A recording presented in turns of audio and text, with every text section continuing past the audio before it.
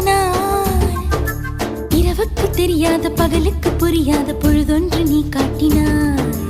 இதயத்தில் நீ இருப்பதனால் நான் தூங்கும் நேரத்தில் என்னுள்ளே தூங்காமல் நெஞ்சுக்குள் வாயாடினாய். கண்ணாடி நீ கடிகாரம் நான் உன்னுள்ளே ஓடோடி வாழ்வே. காதல் எனும் கடுதாசி நீ என்றென்றும் அன்புடன் நான்